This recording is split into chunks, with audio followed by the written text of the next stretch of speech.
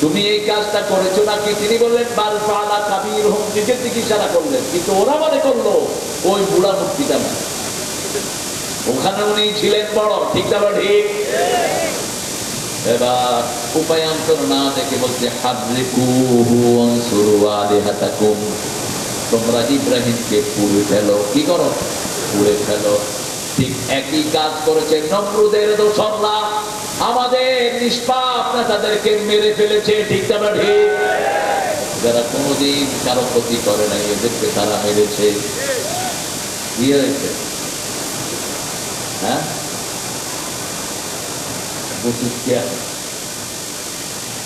Camera থাক, আমাদের camera তো আল্লাহর ক্যামেরা, আমাদেরকে রেকর্ড করছে। এক একজনের সাথে হাজার হাজার ক্যামেরা, একটা দুইটা না।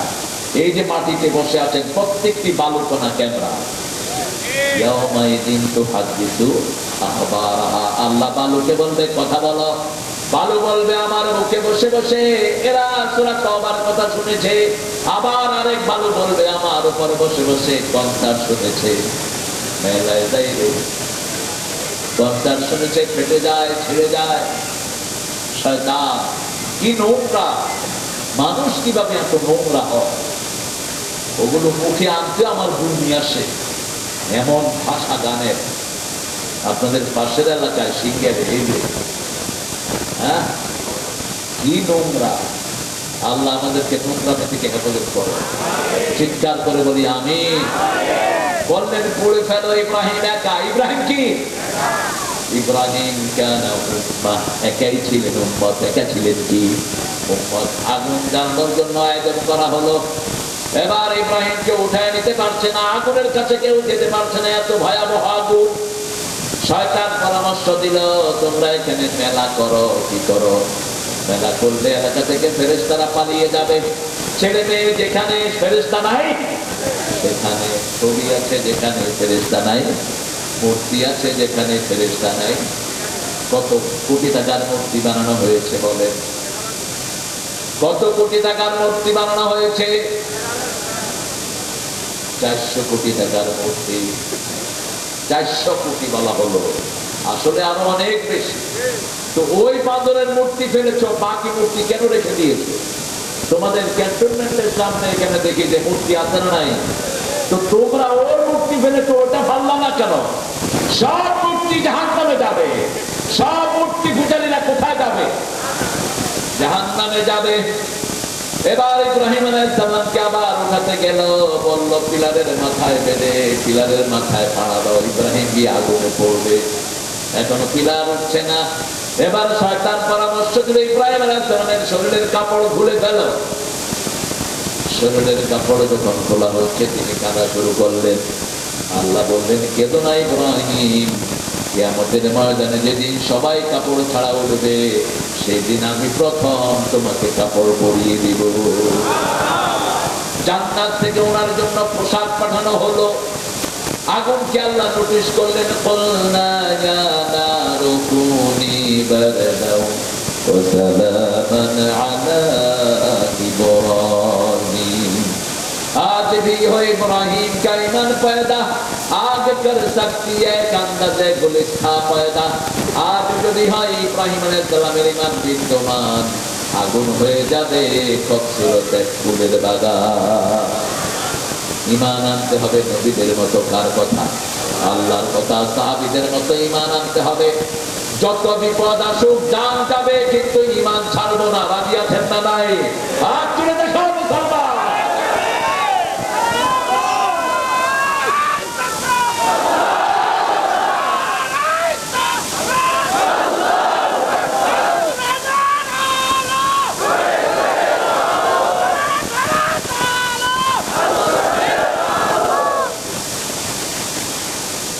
বাঘ দেখেছো, থাবা দেখো নাই।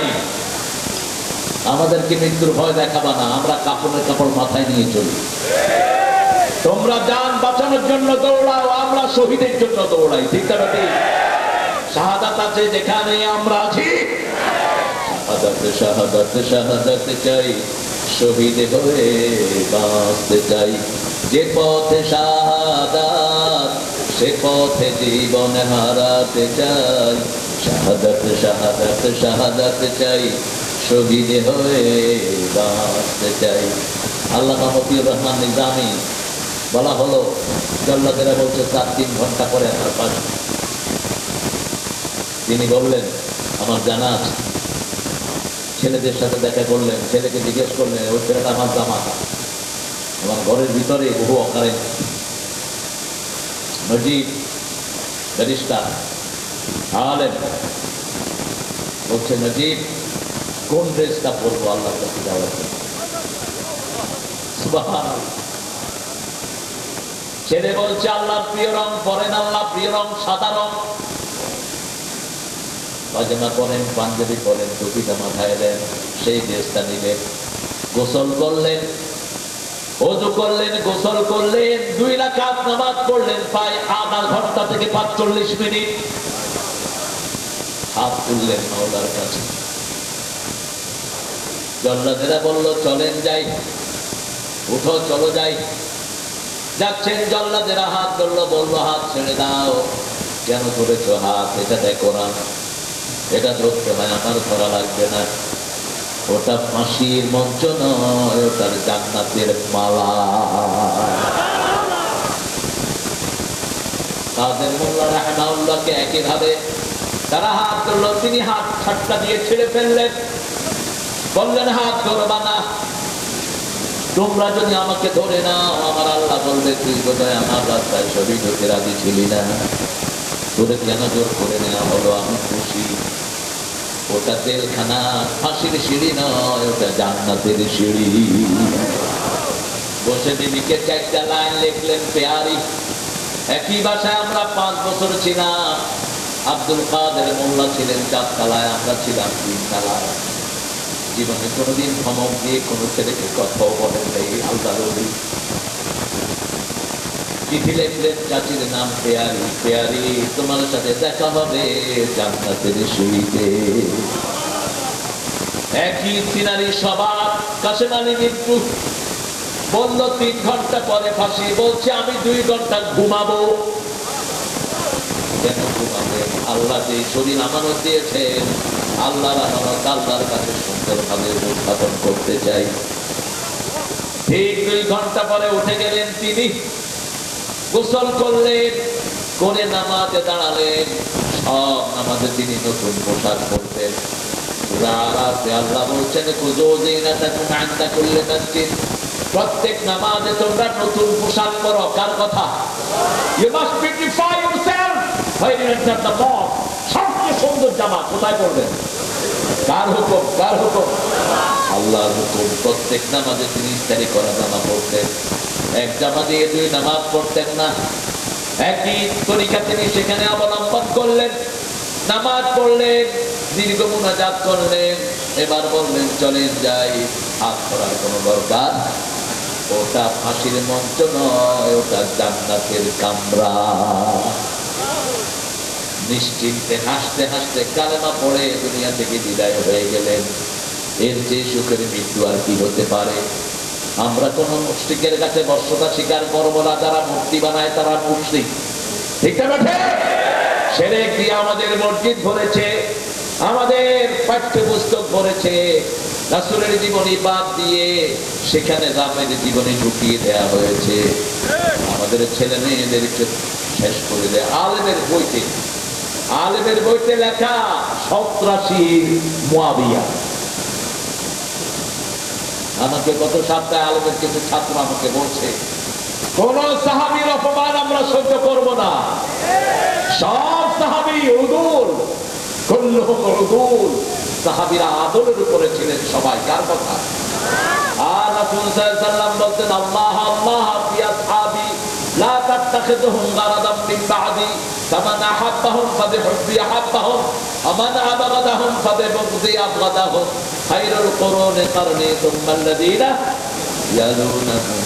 রাসূল বলতেন, আল্লাহর শপথ করে বলছি, সাহাবীদেরকে কখনো নিন্দার পাত্র বানায় না, কখনো তাদেরকে সমালোচনার পাত্র বানায় না। তাদেরকে যারা ভালোবাসবে আমি রাসূল তাদেরকে ভালোবাসবো, তাদেরকে যারা ঘৃণা করবে আমার ঘৃণা তাদের সাথে থাকবে। ঠিক না বেটি? এই দিনের চামড়া তুলে ফেলবো আমরা। কিন্তু সাহাবীর সমালোচনা হতে দেব না। সাহাবীকে সন্ত্রাসী কেন বলেছো? কোন বেয়াদব এই বই লিখেছে? তাকে জেলখানায় পুড়িয়ে দাও। শয়তান সবখানে ঘাপটি মেরে আছে না নাই? আচ্ছা, আপনারা 2 বছর কি কারেন্টের বিল দেন নাই? দেখি কে কে দেন নাই, হাত তুলে দেন। সবাই দিচ্ছে। গেল কই? গেল কই এই কারেন্টের বিল? এই গ্যাসের অফিসে, কারেন্টের অফিসে যে চোররা বসে আছে, এরা তাকে দিতে থাকা। ঠিক আছে? এই চোরগুলো তো এখন অপসারণ করা হয়। সাভারের যে ওসি গুলি করে আমাদের ভাইদেরকে রিকশাওয়ালা পর্যন্ত এদের থেকে রেহাই পায়নি। 70 জন রিকশাওয়ালার লিস্ট পাওয়া গেছে, তাদেরকে গুলি করে দুনিয়া থেকে বিদায় করা হয়েছে। 70 জন রিকশাওয়ালা, বহু নিরীহ পুলিশের মধ্যে আছে না নাই? পুলিশ আছে, সেটা আমরা মানি, কিন্তু নিরীহ পুলিশও আছে না নাই? এদের পরিবারের খবর আমাদের দিতে হবে। কারণ ইসলাম সবাইকে এক সমান বিচার করে। বৈষম্য বলতে ইসলামে কিছুই নাই। মসজিদেও যেমন নাই, বাহিরেও তেমন থাকবে না। আমরা শিরকের সাথে থাকবো না। রাজি আছেন? জান্নাতে যেতে হলে শিরক মুক্ত জীবন লাগবে। কার কথা? একজন মানুষ 99টা গুনার কথা নিয়ে হাজির। কয়টা? রাসূল বলছেন 99টা জিনিস গুনার খাতা মাপতা বাতারি যতটুকু বৃষ্টি যায় তার খাতায় কত লম্বা। 99টার ভিতরে শুধু গুনাহ। আল্লাহ জিজ্ঞেস করবেন তোমার কি কোনো সওয়াব নাই? তিনি বললেন আমার সওয়াব দিয়ে আমি তো এগুলো ওভারকাম করতে পারবো না। আল্লাহ বললেন মনে করো। তিনি মনে করতে পারবেন না। অতঃপর আল্লাহ ছোট্ট একটা চিরকুট তার জন্য বের করলেন। ওই চিরকুটে লেখা লা ইলাহা ইল্লাল্লাহ, লা ইলাহা ইল্লাল্লাহু মুহাম্মাদুর রাসূলুল্লাহ সাল্লাল্লাহু। এইটা হলো এক পাল্লায়, আর 99টা গুনার খাতা আর এক পাল্লায়। কোনটা ভারী? কোনটা ভারী? তাওহীদের পাল্লা ভারী। মুসা আলাইহিস সালাম বলেন আল্লাহ তিনি কালেমাতান নাযুহু বিহি খাসা, আমাকে একটা কালেমা দেন যেটা দিয়ে বিশেষভাবে আপনাকে ডাকবো। আল্লাহ বলেন লা ইলাহা। কেন এটার এত দাম? এটা পড়ে একদল যায় ফাঁসিতে, আরেকদল হালুয়া রুটি খায়। ঠিক না বেটি? এক কালেমায় রুটি রুটিয়া বলেন, এক কালেমায় রুটি রুটিয়া, আরেক কালেমায় ফাঁসি। তারপরে কি? কোন কালেমায় আছো তুমি বলো দুনিয়াবাসী? কি আছে কালেমার ভিতরে? জামাত ইসলামে কোন কালেমা পড়লো? গত 15 বছর তাদের মতো অত্যাচার কেউ সহ্য করে নাই। বিএনপির ভাইয়েরও বাড়ি ছাড়া, জামাতও বিএনপি বাড়ি ছাড়া। বিএনপি হলো সবচেয়ে বড় দল। ঠিক না ঠিক? বিএনপির সমর্থন ঘরে ঘরে, কারণ বিএনপি হলো ওদের অপোনেন্ট। আর জামাতকে বাড়ি ছাড়া করা হলো। এই দুইটা যদি একসাথে থাকে, কারো সামনে আসার কোন উপায়? পিটাও। লক্ষ লক্ষ মামলা দেয়া হলো। আমরা সব সহ্য করতে রাজি, কিন্তু শিরক সহ্য করব না। যারা মূর্তি দিয়ে দেশ ভরেছ, আর যারা তারা আমাদের সামনে আসতে না পারে। ওনার কাজের ছেলে 100 কোটি টাকার মালিক। কিসে চড়ে? কিসে চড়ে? তোর বাপের টাকা, এগুলো সব আমাদের টাকা। ঠিক না ঠিক? এই সব টাকার হিসাব নেবেন কে? আল্লাহ। সেজন্য মুশরিক আছে যেখানে আমরা নাই। এখন আল্লাহ বললেন শুনো, কাদেরকে মসজিদ কমিটিতে রাখবা শুনে নাও। ইন্নামা ইয়া'মুরু মাসাজিদাল্লাহি মান আমানা বিল্লাহি ওয়াল ইয়াউমিল আখির ওয়া আকামাস সালাত ওয়া আতাজ যাকাত ওয়া লাম ইয়াখশা ইল্লাল্লাহ। তারপর আমাদের একজন কবি আছেন, তিনি মসজিদকে নিয়ে খুব লেখালেখি করেছেন। কি নাম? মসজিদের পাশে আমার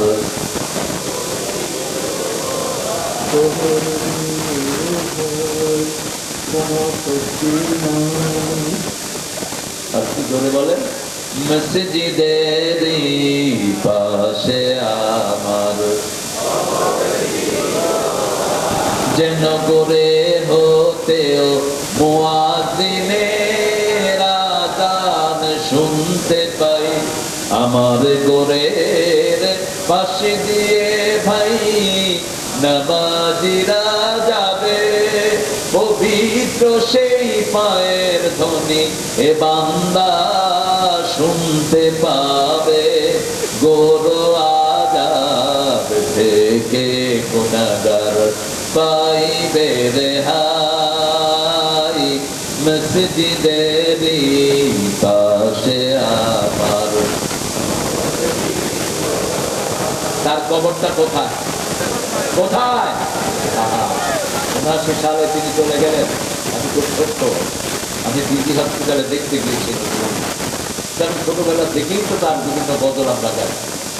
শোনো শোনো ইয়া ইলাহি আমারি মুনাজাত, শোনো আমারি মুনাজাত, মসজিদের ছাড়ো বরদার হোক আমারে হাত, শোনো আমার মুনাজাত, যেন কানে শুনি সদা তোমার কালাম, হে খোদা চোখে যেন দেখি শুধু কোরআনের আয়াত, শুনো। তিনি যখন মারা গেলেন হাজার হাজার মানুষ দেখতে গেল, শত শত হাফেজরা চারপাশে বসে বসে কোরআন তেলাওয়াত করলো। তিনি আল্লাহর কাছে যা চেয়েছেন আল্লাহ তাকে তাই দিয়েছেন। কবরটা এখন কোথায়? বলে পুরুলিয়ার মানুষ মারা গেল কোথায়, কবর কোথায়? ঠিক না ঠিক? আরেকজন কবি আছে যার কবিতা আমাদের জাতীয় সঙ্গীত। তিনি মৃত্যুর পরে বাংলাদেশের জন্য জাতীয় সঙ্গীত লিখেছেন। 1941 সালে মারা গেলেন তিনি। 71 সালে আমরা স্বাধীন হলাম, আমাদের জন্য তিনি জাতীয় সঙ্গীত লিখেছেন। এর চেয়ে বড় মিথ্যা কথা আর কি হতে পারে? 1861 সালে তার জন্ম। কলকাতাকে নিয়ে তিনি লিখেছেন আমার সোনার বাংলা, আমি তোমায় ভালোবাসি। সিরাজের বাংলাকে ছোট করেছে এই রবি ঠাকুর। ঢাকা বিশ্ববিদ্যালয় যেন হতে না পারে সবচেয়ে বেশি বিরোধিতা করেছে যারা, তার মধ্যে অন্যতম এই রবি ঠাকুর। বলেছে মূর্খ জাতিকে আবার কিসের ভাবসুদি দিয়া, এরা তো কথাই বলতে পারে না। আর তাকে নিয়ে মাতামাতি, তার লেখার ভিতরে সেরে কাছে না নাই? কথা বলেন।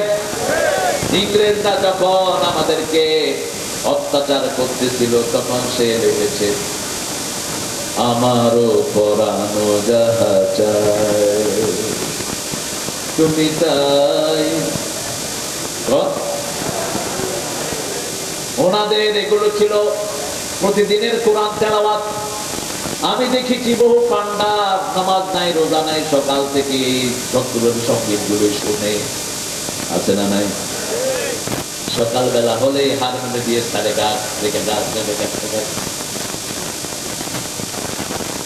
অথচ নজরুল তখন লিখেছেন সারা দেশ ছাড়বি কিনা বল না ছাড়িতে কিলের চোটে, আর করিব জল কারা রইল হোকাপাত, ভেঙে ফেল কদ্রে লাপাত, রক্ত যেমন শিকল পূজার পাশান ভেদি। আবার এই নজরুল লিখেছে আল্লাহতে যার পূর্ণ ঈমান, কোথা সে মুসলমান, কোথা সে মুসলমান, কোথা সে শিক্ষা আল্লাহ ছাড়া ত্রিভুবনে ভয় করিত না যারা, যার দিন দিন রবে কাঁপিত দুনিয়া জিদ পরে ইনসান, কোথা সে মুসলমান, কোথা সে মুসলমান। আল্লাহ বাতাই যদি থাকতো গত 17 বছরে যে কয়বার জামাত ইসলামীর সাথে জেলখানায় দেখতো আল্লাহ হুজুরদের সাথে দেখতো, ঠিক কিনা? হুজুর ছিল এদের আসল দুশ্মন। হেফাজতে কত হুজুরকে মেরেছো তার হিসাব এখনো আমরা পাইনি, তবে হিসাব পেয়ে যাবো। ঠিক তবে ঠিক হিসাব দিবেন কে? আল্লাহ দিবেন। আমরা যেটা গোপন করি সেটা প্রকাশ করে দেন কে? সে আল্লাহ বলছেন, তোমরা যদি মসজিদ আবাদ করো দুনিয়া ঠিক রাখবো, মসজিদ গুলোতে আমরা 5 ওয়াক্ত নামাজ পড়বো, মুসল্লি দিয়ে মসজিদ ভরবো। রাজি আছে তো? প্রত্যেক দিন 10 জন মানুষকে দাওয়াত দিব নামাজের। কিসের দাওয়াত? প্রথম কালেমার দাওয়াত, দ্বিতীয় দাওয়াত নামাজের। মসজিদে গেলেই আল্লাহমুখী হবে, ঠিক না ঠিক? হাত কোথায় বাঁধলো দরকার নাই, হাত তো বাঁধেই না অনেক মুসল্লি। সৌদি আরবে দেখছেন না, সৌদি আরবে দেখছেন না, হাত বাঁধবো না, কি করবো, এমনি করে এরকম করে সোজা হয়ে। আমি যখন প্রথম গেলাম আমি গেলাম এইগুলি আবার শুনতাম। আমাদের দেশে আমরা হাত কোথায় বাঁধবো এটা নিয়ে কিছু ঠেলাঠেলি আছে, ঠেলাঠেলি করে মূর্খরা। ঠেলাঠেলির কিছুই নাই। ইমাম আবু হানিফা সবচেয়ে বড় ইমাম, 3 ইমামই তাকে বড় ইমাম বলে স্বীকৃতি দিয়েছে। উনি কোথায় বেঁধেছেন? সেখানে সহজ। আবার 3 ইমামের মধ্যে ওনারা এখানে বেঁধেছেন। ইমাম মালিক বাঁধবো না, কি করবো? ইমাম মালিকের লোকেরা বাঁধবে। আমার 2 পাশে 2 জন নামাজের না পাঠে আল্লাহু আকবার। আমি বললাম তোমরা আবার কোন দিক থেকে বাড়ি কই?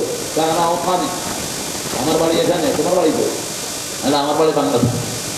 সৌদি আরবের লোকেরা তো বাংলাদেশ বলতে পারে, বাংলাদেশ। তো তুমি এভাবে নামাজ পড়লা কেন? তোমার দায়িত্ব কি? বলছে আমি শরিয়ার চেয়ারম্যান, আমি বললাম মাশাআল্লাহ। তো তুমি এইভাবে হাত বেঁধেছো, তুমি ভুলে গেছো রাসূল সাল্লাল্লাহু আলাইহি ওয়াসাল্লাম তাহাজ্জুদ পড়তেন, হাত ধরে যখন ক্লান্ত লাগতো হাতটা কি করতেন? ছেড়ে দিতেন। আমি সেটাই নিয়ে ইসলাম সৌন্দর্য, ইসলামের ডাইভার্সিটি আছে। আমরা টুপি যে যা করি প্রত্যেকে 2 চুলি দিয়ে টুপি করি, ঠিক না ঠিক? আর টুপি একরকম, নেতা মানুষ বড় মানুষের টুপি। আমার টুপি ওমানি টুপি, আমার মাঝে হাদিয়া দিয়েছে। এই যে আরেক টুপি, এই আরেক টুপি, এই সব ভেরিয়েশন। আপনি বলবেন না আপনাকে 5 তালিম করতে হবে না। কোন টুপির জন্য রাসূল দেন নেই, রাসূল এই টুপি মাথায়ও দেন নেই, শুধু একটা কাপড় রাখতেন কানের নিচে। কি রাখতেন? কাপড় রাখতেন। আমরা টুপি বানাই যেটা মাথাকে সুন্দর করে, ঠিক না ঠিক? এটা নিয়ে আমাদের কোনো ধরাধরের কোনো কিছুই। আসল জিনিস হলো মসজিদে গেলাম কিনা, মসজিদে গেলে রহমত আছে না নাই? একজন সাহাবী নতুন কালেমা পড়েছেন, নামাজ জানেন না। রাসূল সাল্লাল্লাহু আলাইহি ওয়াসাল্লাম নামাজ শুরু করলেন। সাহাবীরা তিনি বলছেন, ইয়া রাসূলুল্লাহ লা আদরি কাইফা উসাল্লি, আমি জানি না কিভাবে নামাজ পড়তে হবে, আমি নতুন কালেমা পড়েছি। রাসূল বললেন, তুমি সুবহানাল্লাহ আলহামদুলিল্লাহ পড়বা, ওরা নামাজ পড়ে যা সওয়াব পাবে আল্লাহ তোমাকে সেই সওয়াব দান করে দিবে। মসজিদে গেলেই ইবাদত আছে না ভাই? গেলেই ইবাদত, কি ইবাদত? আল্লাহ বলছেন সূরা আল ইমরান 96, ইন্না আউওয়ালা বাইতিন বুদিআ লিন-নাসি লাল্লাযী বিবাক্কাতা মুবারাকা ওয়া হুদান লিল-আলামিন। এই পৃথিবীর প্রথম ঘর বরকত দিয়ে বানালেন কে? এটাকে হেদায়েতের মার্কাজ করে দিয়েছেন কে? মসজিদে গেলেই হেদায়েত দান করবেন কে? এই জন্য ভাইকে মসজিদে নিয়ে যাব। মসজিদ এমন জায়গা, মসজিদে গেলেই আমাদের ঘুম আসে, ঠিক না ঠিক? কারণ 24 ঘন্টা এখানে কি তেলাওয়াত হয়? কোরআন তেলাওয়াত হয়, তাসবিহ হয়, জিকির হয়, ঠিক না ঠিক? এই জন্য মসজিদ আছে যেখানে আমরা আছি, মাজার আছে যেখানে আমরা নাই। মাজার শব্দটি কোন হাদিসের কোথাও নেই, বের করতে পারবেন না। রাসূল বলতেন, মা বাইনা মিম্বারি ওয়া কবরি রাউদুম মিন রিয়াদিল জান্নাহ। তিনি তখনও জীবিত। তিনি বলছেন, আমার কবর আর আমার মিম্বারের মধ্যখানের জায়গাটা জান্নাতের বাগান। রাসূল দোয়া করতেন, আল্লাহুম্মা ইজআল ফি কলবি নূরা ওয়া ফি আইনি নূরা ওয়া ফি সামঈ নূরা ওয়া ফি বাসারি নূরা ওয়া ফি আযামি নূরা ওয়া ফি মুখি নূরা। আল্লাহুম্মা ইজআল নূরান মিন ফাওকি ওয়া মিন তাহতি ওয়া মিন ইয়ামিনি ওয়া মিন শিমালি ওয়া মিন আমামি ওয়া মিন খালফি। আল্লাহুম্মা হাবলি নূরা হাবলি নূরা হাবলি নূরা ইজআল নূরান ফি কবরি ইয়া আরহামার রাহিমিন। রাসূল বলতেন, আল্লাহ আমার মাথায় নূর দেন, চোখে নূর দেন, হাতে নূর দেন, অঙ্গ প্রত্যঙ্গে সবখানে নূর দেন, সামনে পিছে উপরে নিচে ডাইনে বাঁয়ে সব দিকে নূর দেন। শুধু নূর দেন যে দিন আমি কবরে চলে যাব আমার কবরটা আপনি নূর দিয়ে ভরপুর করে দিয়ে। কার কাছে চাইতেন? কার কাছে চাইতেন? নূর আমরা কার কাছে চাইব? আল্লাহর কাছে। মসজিদে গেলেই নূর আছে না নাই? রাসূল বলছেন তোমরা ওযু করো, কি করো?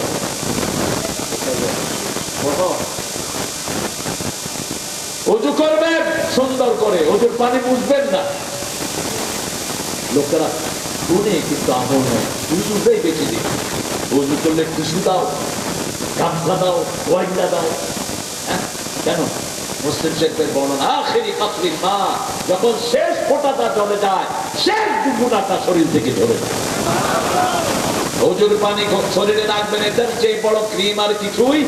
চেহারা সুন্দর হবে, অঙ্গ প্রত্যঙ্গ গুলো সুন্দর হবে। মায়েশা জিজ্ঞেস করলেন, এত লক্ষ মানুষের মধ্যে, কোটি মানুষের মধ্যে আপনার উম্মত কিভাবে চিনবেন? রাসূল সাল্লাল্লাহু আলাইহি ওয়াসাল্লাম বলেন, ও আয়েশা, চিনতে তো ঘোড়া যেমন হাজার ঘোড়ার ভিতরে চেনা যায়, আমার অধিকারী উম্মতদেরকে আমি চিনি নেব। তোমাদের অধীন চাকচক্য বাড়াও। রাসূল যখন এই হাদিস বললেন, আবু হুরায়রা গোবর ধুইতেন, ওযুর সময় কি দিতেন? গোবর ধুইতেন। ওযুর পানি যেখানেই লাগবে সূর্যের আলোর চেয়ে বেশি চিকচিকময় হয়ে যাবে। আমরা আজকে ওয়াদা করবো, আমরা মসজিদ ছাড়বো না। রাসূল বলতেন, দুই প্রকার লোকের জন্য আল্লাহ দুনিয়া টিকিয়ে রাখেন, আমিরুনাল মাসাজিদ মুস্তাকবিরিনা বিল আসহার।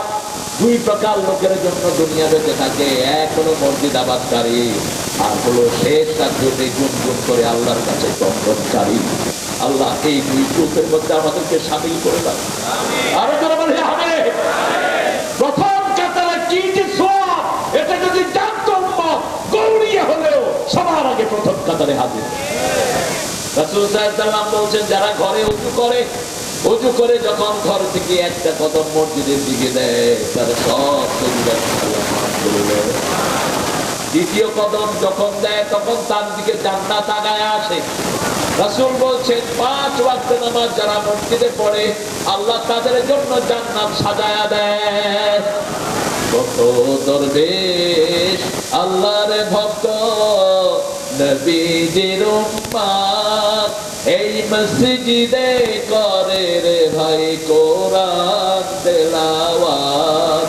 আমি তাদের সাথে কেঁদে কেঁদে আল্লাহর নাম জপতে চাই, আল্লাহর নাম জপতে চাই। মসজিদেরই পাশে আমার।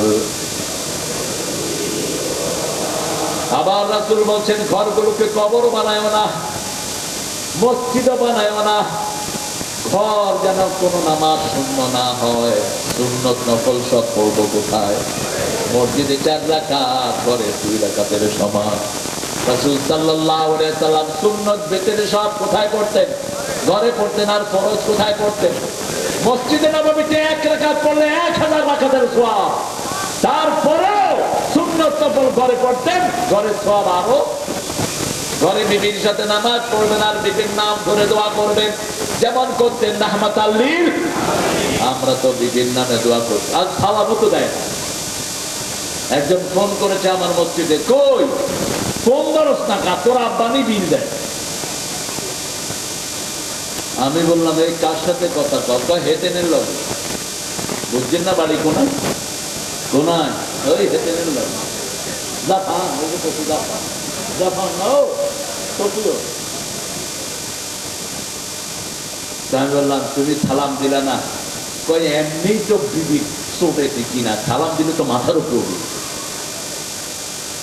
বললাম যে সালাম দে, সালাম দে। কয় আসসালামু আলাইকুম। কয় আবার কোনটা লুয়ে আছে? সালাম দরকার, সালাম দরকার। আমি পাশের থেকে বললাম, আপা আমি আপনার ইনাম তারিক মানওয়ার, আমেরিকার কথা বলছি। এবার তিনি বলছেন, হ্যাঁ আসসালামু আলাইকুম হুজুর, কেমন আছে? আমি বললাম, এই সালামও দেয় না, কি ব্যাপার আপনাদের? কয় ওই কই তোর বাপে ঋণ দেয়। আরো খারাপ কথা কয়, এই খারাপ অবস্থা কেন? কয় হুজুর আমার আমেরিকায় আনছে, বোরকা ছাড়াইছে। কয় আমেরিকায় বোরকা পড়া জায়েজ নাই। এখন দেখি আমেরিকাতে হাজার হাজার মহিলা বোরকা পরিধানকারী আছে না নাই? দুনিয়ারে যেখানেই আমরা যাই ইসলামিক মানুষ আছে না নাই? আমাদের চাকরি ধরাইছে, আমি এখন চাকরি করি, তার চেয়ে বেশি বেতন পাই, কিন্তু সব ঘরের কাজগুলো আমারে দিয়েই করায়, একটা ভালো কথা আমার সাথে বলে না। আমি বললাম এখন কি করতে চান? কয় কি করবো আপনি বলেন? আমি বললাম আজকে থেকে ও ঘরের কাজ করবে, আপনি বাহিরে চাকরি করবেন, আর যদি ও বাহিরে চাকরি করে আপনি ঘরের কাজ করবেন, ঠিক আছে না নাই? কয় হুজুর হেরে কর। আমি কইলাম যদি উল্টাটা করে আপনি আমার বিচার দিবেন। কোথা থেকে পেয়েছো এই তুচ্ছাচরের অভ্যাস? বিবিকে চাকর মনে করা হারাম। রাসূল সাল্লাল্লাহু আলাইহি ওয়াসাল্লাম সবচেয়ে বেশি আদর কাকে করতেন বলো? কাকে করতেন? আল্লাহ ফরজ করেছেন আশিরুহুন্না বিল মারুফ, পরিবারের সাথে সবচেয়ে ভালো ব্যবহার করো, ঠিক না ঠিক? মা আয়েশা বলতেন আমরা রাগ করতাম, কিন্তু রাসূল কখনো আমাদের উপর রাগ করেন নাই, বরং আমি যে রাগ করতাম রাসূল টের পেয়ে যেতেন। মা সাফিয়া বলছেন আর রাহিত মাকতুম পড়েন তো, নাম শুনছেন? কার লেখা? আব্দুল্লাহ শফিউর রহমান মোবারকপুরী। এই বইয়ের অধিকাংশ রেফারেন্স হলো সিরাতে সরওয়ারে আলম। আলহামদুলিল্লাহ, সিরাতে সরওয়ারে আলমের লেখক কে? আহা, কত আজে বাজে কথা আমাদের দেশের হুজুরা ওনার ব্যাপারে বলে। আল্লাহ আমাদেরকে সঠিক সমঝ দান করো। আব্দুল্লাহ ওই যে শফিউল্লাহ মুবারকপুরী, তিনি লিখছেন রাহিকুল মাকতুমের ভিতরে মা সাফিয়ার কথা। সাফিয়া বলছেন আমরা কাঁদলে আমাদের চোখের পানি মাটিতে পড়ার আগে রাসূলের হাতে পড়তো। আমাকে একদিন উম্মে সালমা বলেন আমি ইহুদির মাইয়া, যেমন আমাকে আর জাকির নায়েক অনেক হুজুররা বলেছে আমরা ইহুদিদের দালাল। আমাকে দেশ থেকে বের করে দেয়া হলো 14 সাল। একই সাথে জাকির নায়েকও বের হলো, ওনার পিএইচডি বাতিল করলো, আমার এটিএন এর চাকরি খাইলো। কে চিনেন তো? ওই তিনি। 5 বছর ঢুকতে দেওয়া হয়নি, ইস্তেখারা করে আমি ঢুকে পড়লাম। ডক্টর শফিকুর রহমান হাফিজাহুল্লাহ, আল্লাহ তার হায়াত দারাজ করে দাও। প্রিয় মকবুল আহমেদ হাফিজাহুল্লাহ চলে গেলেন আল্লাহর দরবারে, আল্লাহ তার কবরটাকে জান্নাতুল ফেরদাউস বানায়। একজন সাধারণ এডুকেটেড মানুষ, কিন্তু দাওয়াতের নূরে তার জীবন ভরপুর। সকালে উঠেই প্রথম নামাজ জামাতে পড়ে অফিসে আসতেন, এসেই দাওয়াতের কাজ নিয়ে বসতেন। 10 জনকে জামাতের টার্গেট ফিল আপ করতেন।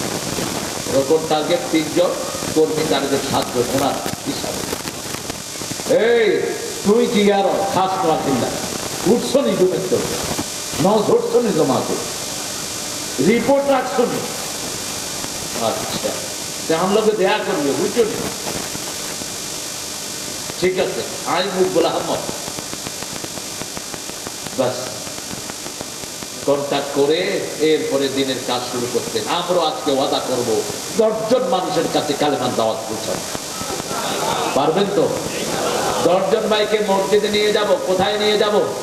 মসজিদে নিয়ে যাব। মসজিদে গেলেই তার ভাগ্য পরিবর্তন করে দিবেন কে? আমরা যারা টুপি দাঁড়িয়ালা, আমরা একদল। আমরা কি আমাদের মধ্যে কোনো দলাদলি? দেখেন না শফিকুর রহমান কিভাবে মানুষের কাছে দৌড়াচ্ছে, কিভাবে তিনি মানবতার ফেরিয়ালা সেজেছেন। একজন হিন্দু মারা গেল পানিতে ডুবে, চাষিরা মারা গেল, জেলেরা, তাদের কাছে তিনি 32 লক্ষ টাকা তাদের বাড়ি থেকে পৌঁছিয়ে দিলেন। সারা ভারত তোলপাড় হয়ে গেল। ভারত যেই মহিলাকে সবচেয়ে বেশি নিজের মনে করতো, সেই মহিলা 1 টাকাও দেয় নেই। এই জেলেদেরকে দিয়েছে ডাক্তার শফিকুর রহমান। কোথেকে দিল? আপনারা যা দেন কোরআনী আন্দোলনকে, সেই টাকাগুলোই তিনি আস্তে আস্তে করে বিলি করে দেন। এবার সমন্বয়ে যারা শহীদ হয়েছে তাদের সবাইকে টাকা দিতে কোন দল? কথা বলেন, কোন দল? আর কোন দল বলে নাই সমন্বয়ের সব মৃতরা আমাদের, শহীদরা আমাদের। আহত নিহতদের পাশে দাঁড়িয়েছে, ঠিক না ঠিক? এটাই হলো মানবতার কাজ। মসজিদ আছে যেখানে আমরা যাব, আমরা নামাজ কায়েম করব, তাহলে আমাদের সব বিপদ দূর করে দিবেন কে? রাসূল সাল্লাল্লাহু আলাইহি ওয়াসাল্লামকে আল্লাহ বলছেন ওয়াতলু মা উহিয়া ইলাইক আকিমিস সালাতি ইন্নাস সালাতা তানহা আনিল ফাহশাই ওয়া লাযিকরুল্লাহি আকবার আল্লাহু ইয়ালামু বিমা তাসনাউন। তোমরা কোরআন তেলাওয়াত করো, যখনই সুযোগ পান সূরা পড়বেন। কোন সূরা পড়বেন বলে? যখনই সুযোগ পান সূরা ফাতিহা পড়েন, একবার পড়লে 15 পারা সওয়াব। সূরা ইখলাস পড়েন 10 পারা সওয়াব, ঠিক না ঠিক? সূরা কাউসার পড়েন 5 পারার সওয়াব আল্লাহ আপনাকে দিয়ে দিবেন। আল্লাহ আমাদেরকে পড়ার তৌফিক দান করে। আমরা কোরআন পড়বো তো, আর আযান হলে কোথায় যাব? আচ্ছা বলেন তো, কোরআন পড়া কাজ সুন্নত না নফল? যারা কইলেন না চিৎকার করে বলেন। প্রথম ফরজ কি? প্রথম ফরজ কি? প্রথম ফরজ নামাজ রোজা নয়, প্রথম ফরজ হলো কোরআন পড়া, ঠিক আছে? ইকরা পড়ো। বাচ্চাদেরকে কি পড়াচ্ছেন? কি পড়াচ্ছেন বাচ্চাদের? কোরআনের মাদ্রাসায় দিয়ে দেন। 2 নম্বর হলো হাদিস পড়া, ঠিক আছে? ঠিক। সুন্নত না নফল? ফরজ। হাদিস না জানলে আপনি নামাজই পড়তে পারবেন না, ঠিক আছে? ঠিক। হাদিস না জানলে যাকাত কোনটা আগে করবেন? কোনটা আগে? রাতের খাওয়া আগে। রাতের খাওয়া আগে। রাসূল সাল্লাল্লাহু আলাইহি ওয়াসাল্লাম কোনদিন এশার পরে খান নাই, এশার পরে কথাও বলেন না। কারণ ইয়াফরাহুন নাম ক্বাবলা ইশা ওয়াল হাদিস বাদা। এশার আগে কথা বলা পছন্দ করতেন, এশার আগে ঘুম পছন্দ করতেন, এশার পরে কথা বলা পছন্দ করতেন। তা আমরা ইনশাআল্লাহ মসজিদ ডাকবো, মসজিদে যাবো তো আমরা সবাই? আমাদের বাচ্চাদেরকে মসজিদে নেব তো? শুধু নামাজের ভিতরে ঢুকিয়ে দেন, তাদেরকে সব রকমের নোংরামি থেকে হেফাজত করবেন কে? আজকে আমাদের স্কুলের ছেলেরা বিড়ি খায়, আজকে আমাদের স্কুলের মেয়েরা বিড়ি খায়, কলেজগুলো ধ্বংস হয়ে গেছে, ইউনিভার্সিটিতে ঢুকলে মনে হয় না এটা কোনো শিক্ষাগার, এটা নোংরা চেয়ে নোংরা, ঠিক আছে? আপনি জানতে জাহাঙ্গীরনগরে দেখবেন ছেলে মেয়ে একসাথে বসে বসে কি খায়? ছেলে খায় আর মেয়েরে কয় দোস্ত আমারে দে, দোস্ত আমারে দে। কি হবে সমস্ত পোলাপান দিয়ে? কি লেখাপড়া? এগুলোর ভবিষ্যৎ কি? কোন পিতা মাতারা এই সন্তানদেরকে এইভাবে ছেড়ে দিয়েছো? আজকে আমাদের সজাগ হওয়া ছাড়া বাঁচার কোনো উপায়। ছাত্র ছাত্রীদেরকে ছাত্রী শিবির, ছাত্রী সংস্থায় ঢুকিয়ে দেন। যে সমস্ত পীররা গঠনমূলক কাজ করে তাদের ওখানে তরবিয়তে ঢুকিয়ে দেন, তাবলীগের নেশাবে ঢুকিয়ে দেন, ঠিক না ঠিক? আমাদের বাচ্চাদেরকে আমাদের বাঁচাতে হবে, ঠিক না ঠিক? একটা নেশাবে আপনি ঢুকে পড়েন। আমরা চাই ইসলাম, আমরা চাই কি? ইসলাম। যেখানে আপনার যে ইসলাম ভালো লাগে, যাদের ইসলাম আপনার কাছে সুন্দর মনে হয়, আপনি তাদের কাছে ঢুকে যান। তবে A to Z যদি কিছু চান, সব জামাত ইসলামের ভিতরে আছে না নাই? কথা বলেন না কেন? ছাত্র শিবির শিক্ষাঙ্গনে একটা মডেল স্থাপন করেছে। এই যে বৈষম্য বিরোধী আন্দোলন, এটার একমাত্র নীতি দিয়েছে ছাত্র শিবির, ছাত্র শিবির, ছাত্র শিবির।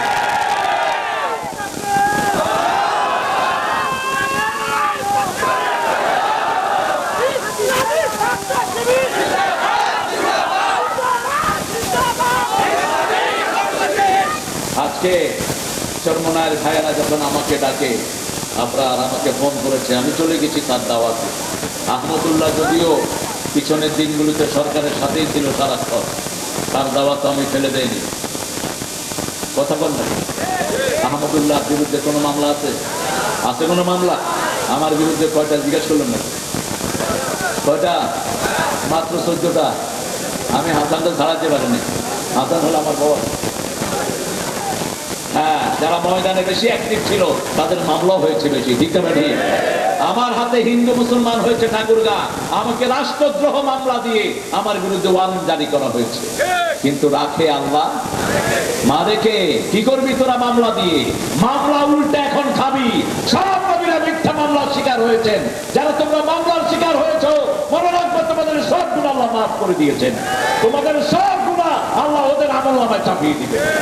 রাসূল মিম্বারে বসে প্রায় একটা আয়াত তেলাওয়াত করতেন, সূরা হজের 30 নম্বর আয়াত, ফাস্তানিবু রিজসা মিনাল আওসান ফাস্তানিবু কাওলাজ জুর। তোমরা মূর্তি পূজা থেকে বাঁচো, মিথ্যা কথা থেকে বাঁচো। মিথ্যা আছে যেখানে মূর্তি পূজা, সেখানে আমরা মিথ্যার ধারে কাছে যাব না।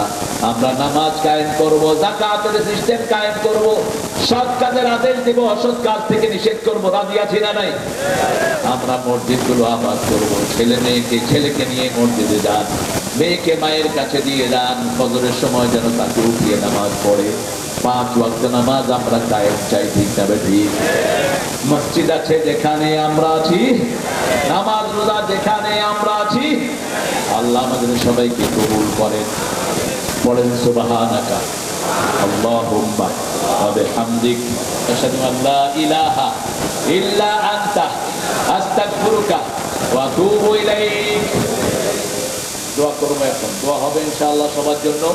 আমরা কেউ উঠে যাব না, আমরা দোয়া করব।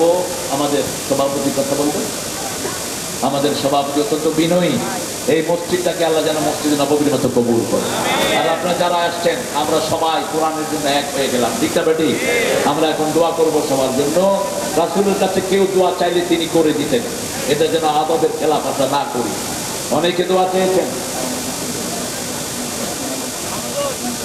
আরে এই ছেলেটা আল্লামা সাইদের কাছে মুসলমান হয়েছে, আলহামদুলিল্লাহ বলে। এত বেশি একসাথে মুসলমান কোন লোকের কাছে হয়নি। চট্টগ্রামের একটা 57 জন হিন্দু বৌদ্ধ কালেমা পড়ে আল্লামা সাইদের হাতে মুসলমান হয়েছে।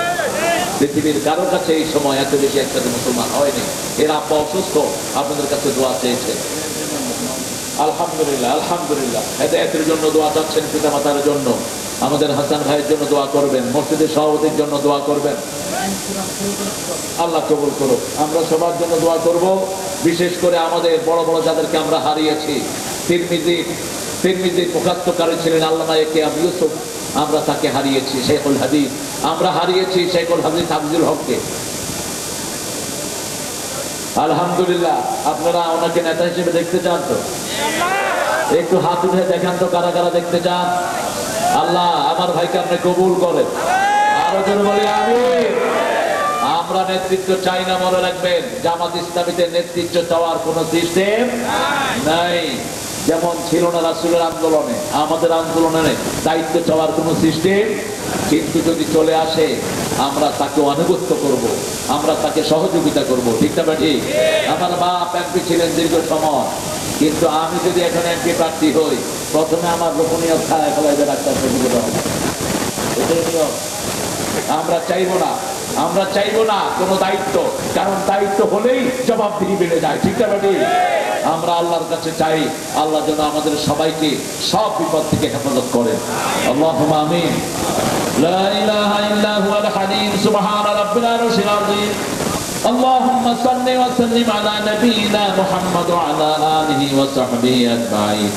জামসিং বাইতুর রহমত জামে মসজিদ যুব সমাজের উদ্যোগে আয়োজিত বিশাল তাফসীরুল কোরআন থেকে আপনার কাছে গুনাহমাখা হাত তুলেছি। আল্লাহ হাজার হাজার করোনার নিয়ে আপনার কাছে ভিক্ষার হাত তুলেছি। আপনার হাবিব বলেছে, আপনি কোনোদিন কারো হাত খালি হাত ফিরান না। মেহেরবানি করে আমাদের জীবনের গুনাহগুলো মাফ করে দেন। আজকের নামাজ, আজকের রোজা সহ সারা জীবনের আমল কবুল করেন। আজকের মাহফিলের মাধ্যমে আমাদের সভাপতি আব্দুল হালিম সাহেবকে আপনি কবুল করে নেন। আল্লাহ আমাদের প্রিয় মেহমান ডাক্তার দেওয়ান সালাউদ্দিনকে আপনি কবুল করেন। খোরশেদ আলম ভাইকে কবুল করেন। আনিসুর রহমান আনিস ভাইকে কবুল করেন। সারা জীবন আমার যে ভাইটি কোরআনের জন্য অক্ষ করে দিয়েছে মোহাম্মদ হাসান মাহবুব মাস্টার সাহেবকে আপনি কবুল করেন। জনাব আজিজুর রহমানকে আপনি কবুল করেন। আমার যে ভালো বলেছেন আব্দুল্লাহ বাসির ভাইকে আপনি কবুল করেন। শাকওয়াত হোসেনকে আপনি কবুল করেন। আল্লাহ অনেক ওলামা হযরত নিচে বসা, আল্লাহ সব আলেমদেরকে আপনি কবুল করেন। সব মসজিদের ইমামকে আপনি পাক করে দেন, আমাদেরকে মসজিদ মুখী করে দেন। আমাদের এই মাহফিলে যত ভাই বোন এসেছেন সবাইকে আপনি মাসুম বানায়া দেন, কোরআনী আন্দোলনের শ্রেষ্ঠ কর্মী বানায়া দেন। আল্লাহ এই মসজিদটাকে মসজিদে নববীর মতো কবুল করেন। আমার ফজলুকে আপনি কবুল করেন, ফজলুর মেয়েদেরকে আপনি কবুল করেন। আল্লাহ সেই সাথে আমাদের ছেলে মেয়েদেরকে আপনি হেদায়েত দান করে দেন। আল্লাহ সব নোংরামি থেকে আমাদের বাচ্চাদেরকে হেফাজত করেন। বাংলাদেশে এমন সরকার দান করেন যারা কোরআন দিয়ে দেশ চালাবে। আল্লাহ আমাদের সিফাত সালাম যারা কোরআনী আন্দোলনের নেতৃত্ব দিচ্ছে সব নেতাদেরকে আপনি কবুল করে দেন। আল্লাহ চরমনায় সুশিনা হেফাজত জামাত ইসলামী সবদেরকে আপনি কোরআনের জন্য এক করে দেন। ডানপন্থী যারা আছে সবাইকে আপনি কোরআনের কাতারে এনে দেন। বিএনপির সব নেতাদেরকে কোরআনের জন্য কবুল করেন। আওয়ামী লীগের সবাইকে কোরআনের জন্য কবুল করেন। আল্লাহ আমরা চাই আমরা যেন জান্নাতে যেতে পারি। আল্লাহ সবাইকে আপনি গুনাহ মাফ করে দেন। আল্লাহ সবার জীবনের গুনাহগুলো মাফ করে দেন। আল্লাহ জানি না কার জানাজার কাপড় দোকানে এসেছে, জানি না কার জীবনের শেষ মোনাজাত, এই মোনাজাত শাহাদাতের মওত আমাদের নসিব করে দিও। মৃত্যু যখন দুয়ারে আসবে জবানে জারি করে দিও লা ইলাহা ইল্লাল্লাহু মুহাম্মাদুর রাসূলুল্লাহ।